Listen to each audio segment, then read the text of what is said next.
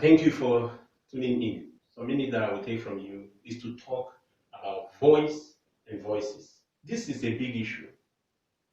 People have taken some serious and mysterious decision, and then when you ask them, they will claim right, and they will tell you and prove you wrong, even if you want to condemn it.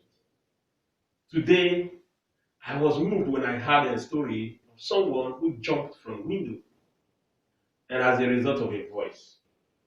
People murder their wife as a result of voices. People take some serious decision. Politics today are becoming killing and survival of the fittest. But the truth is, something makes them do what they do.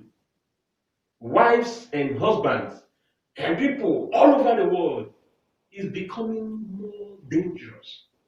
But my problem when I trace back to the root is, what is the cause of what people do?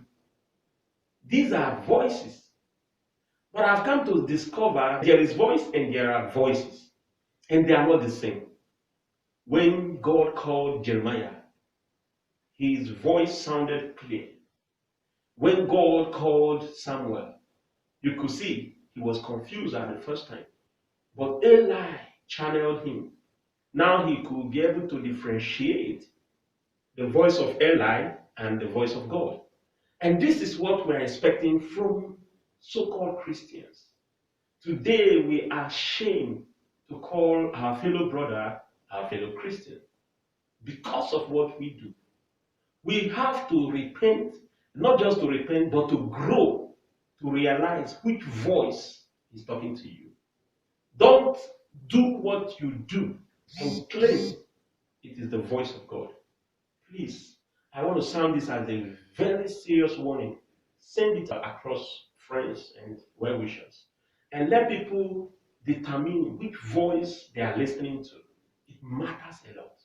The voice you are listening to determines who you become.